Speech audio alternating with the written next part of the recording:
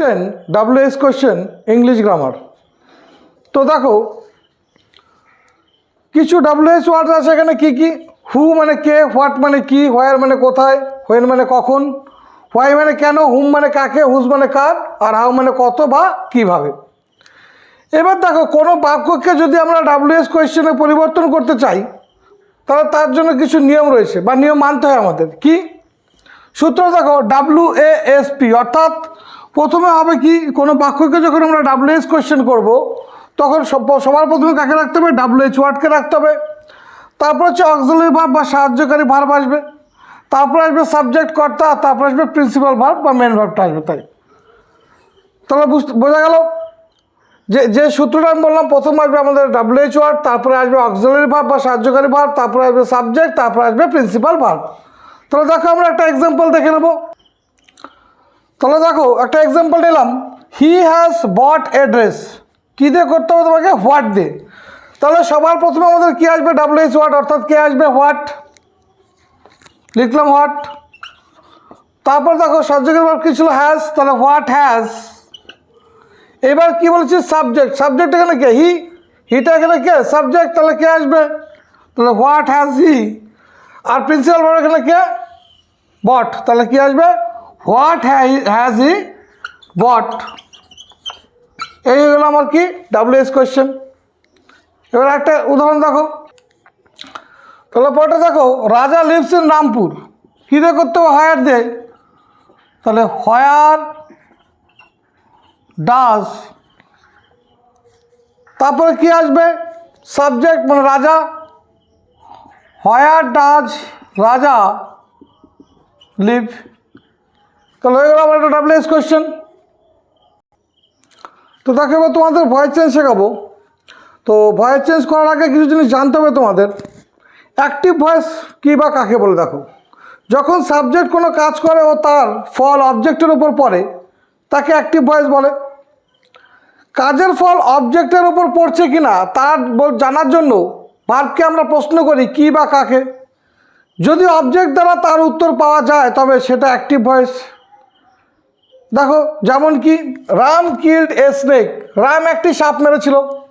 I have bought a computer, আমি একটি computer কিনেছি। তাহলে ভালো করে খেয়াল করো, ওপরের বাক্যে সাবজেক্ট রাম এবং কি আই, তাহলে সাবজেক্ট কে কে, রাম এবং আই। ভার্ব হচ্ছে কি, দেখো ভার্ব হচ্ছে এখানে কি, কিল, আর হচ্ছে কি এখানে হচ্ছে ব্রিং। তাহলে কি বললাম, যে ভার্বগুলো হচ্ছে কি কিল আর ব্রিং, এই কাজগুলো বলছে করেছে। তাহলে এই যে সাবজেক্ট হচ্ছে রাম আর আই, আর কি বললাম ভার্ব হচ্ছে কিল আর ব্রিং, এরা কাজগুলি করেছে। আর তার ফল অবজেক্ট, এখানে অবজেক্টকে দেখো স্নেক এবং কম্পিউটার, তাহলে এটাকে, এটা হচ্ছে অবজেক্ট।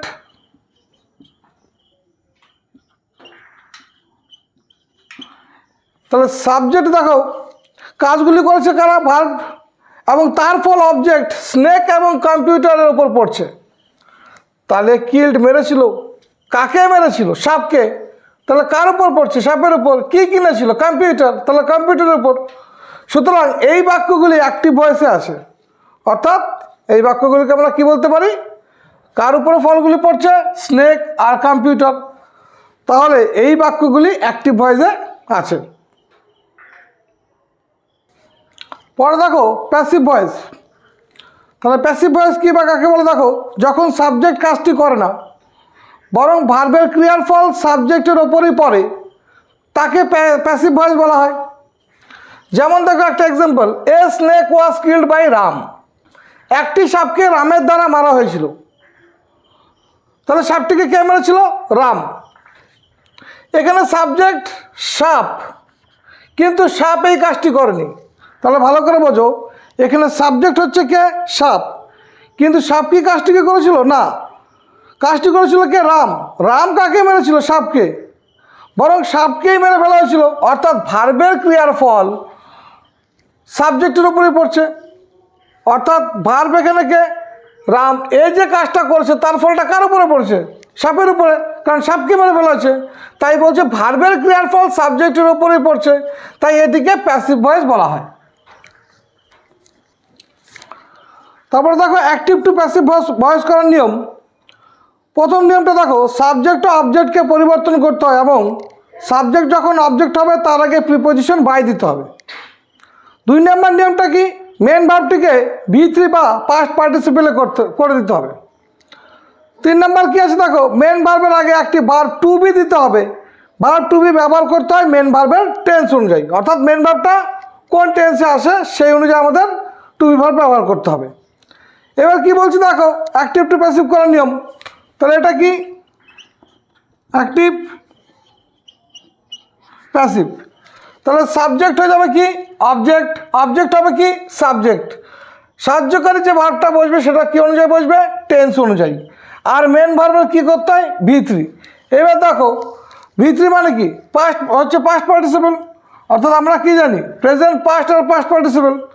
তাহলে ভার্বের টোটাল কটা ফর্ম হয়, ভার্বের টোটাল 6টা ফর্ম হয়।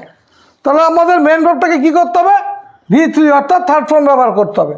তাহলে খেয়াল করে দেখো ভার্বের 6টা ফর্ম কী কী, দেখো V1, V2, V3, V4, V5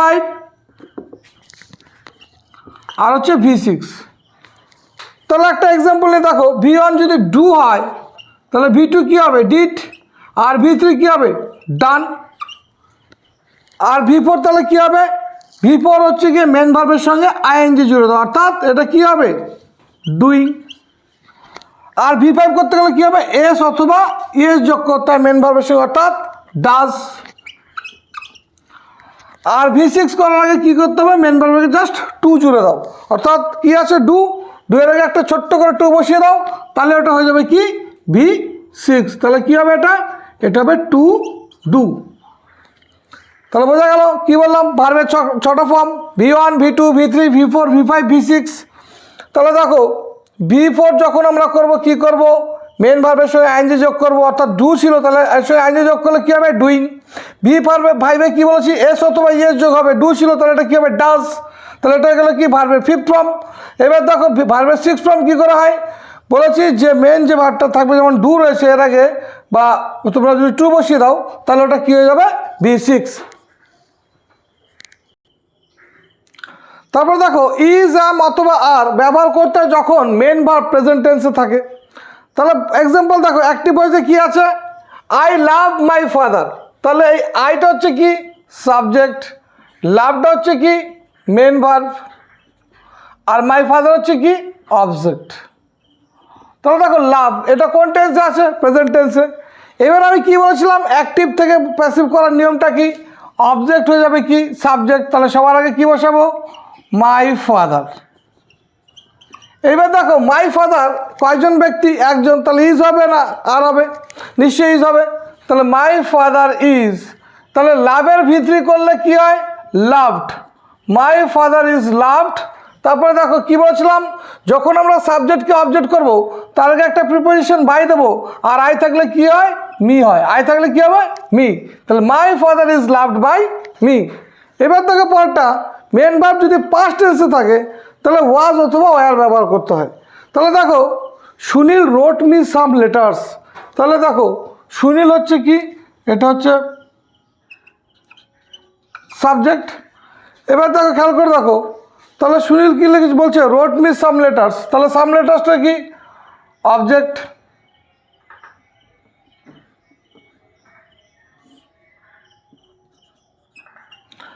এবার রোডটা কি মেন ভার্ব, তাহলে রাইট হচ্ছে মেন ভার্ব, তাহলে এখানে কী আছে রোট। ভালো করে খেয়াল করো আমরা কি জানি রাইট এটা কিসে প্রেজেন্টে, তাহলে রাইটের পাস্ট কী হচ্ছে রোট, অর্থাৎ এটা কি আছে খেয়াল করতে গেলে V2-তে আছে অর্থাৎ পাস্ট টেন্সে আছে, এটা প্রেজেন্টে আছে এটা কি পাস্টে আছে।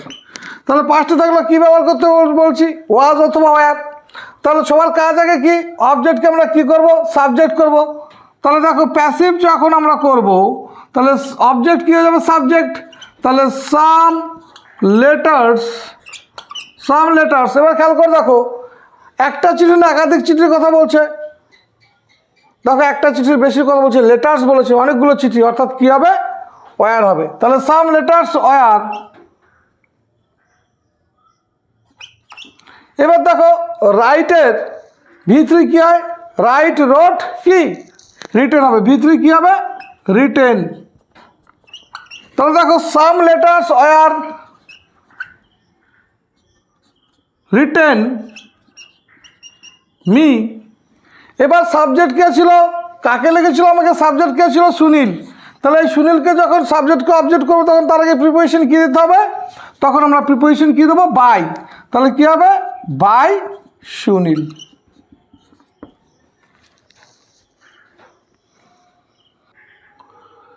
দেখো বি ব্যবহার করতে হয় যদি মেন ভার্বের আগে কোনো মোডাল থাকে। দেখো অ্যাক্টিভ ভয়েসে কী আছে, Rani will sing a song. A song কি, এটা অবজেক্ট। তাহলে সিংটা কি, দেখো গান করছে, এটা মেন ভার্ব। এটা কি মোডাল বা অক্সিলারি। আর রানিটা কি সাবজেক্ট। তাহলে দেখো অবজেক্ট প্রথম কী হবে সাবজেক্ট, এ সং। তাহলে দেখো এখানে কী আছে সাহায্যকারী পাবো, এখানে মোডালটা কী হচ্ছে উইল। তাহলে এর সঙ্গে কী আসবে, কী বলেছিলাম যদি মেন ভার্বের আগে কোনো মোডাল থাকে তার সঙ্গে কী হয় বি, তাহলে কী হবে উইল বি। তাহলে দেখো সিংয়ের পাস্ট পার্টিসিপল কী হয় sung, a song will be sung. এবার কে রানিটাকে সাবজেক্ট, তার আগে কী দিতে হবে প্রিপোজিশন বাই, তাহলে কি বাই রানি। তাহলে a song will be sung by Rani. এবার দেখো মোডালটা কি, মোডাল হচ্ছে একটা মোডাল ক্রিয়া হলো এক ধরনের ক্রিয়া যা অনুমতি, অনুরোধ, ক্ষমতা, আদেশ, বাধ্যবাধকতার মতো একটি পদ্ধতি নির্দেশ করে। পরটা দেখো I ought to look after my, I want to look after my old parents. তাহলে এটা কি অবজেক্ট, আইটা কি সাবজেক্ট। তাহলে দেখো লুকটা কি মেন ভার্ব, আর তার আগে মোডাল কি রয়েছে, এটা হচ্ছে মোডাল। তাহলে দেখো অবজেক্ট কি হবে, অবজেক্ট হয়ে যাবে কি সাবজেক্ট। তাহলে মাই ওল্ড প্যারেন্টস, এখানে কী হবে, তাহলে দেখো এর সাথে কী আসবে বি, তাহলে অট টু বি। লুকের পাস্ট পার্টিসিপল কী হয় লুকড, তাহলে কী হবে লুকড আফটার। এবার দেখো সাবজেক্ট কি আছে আই, তাহলে সাবজেক্ট আয়ের আগে কী হবে প্রিপোজিশন বাই, দিলাম বাই। আর আই থাকলে কী হয় বলেছি মি, তাহলে বাই মি। বিন ব্যবহার করতে হয় যদি মেন ভার্ব পারফেক্ট টেন্সে থাকে। তাহলে দেখো কি আছে অ্যাক্টিভে, I have seen a tiger in the forest. তাহলে আইটা কি সাবজেক্ট। তারপর দেখো এটা কি অক্সিলারি, সিনটা কি মেন ভার্ব, আর এই টাইগারটা কি অবজেক্ট। তাহলে আমার নিয়ম কি অ্যাক্টিভ থেকে প্যাসিভ করার, কি বলেছি অবজেক্ট হবে সাবজেক্ট, তাহলে কি এ টাইগার।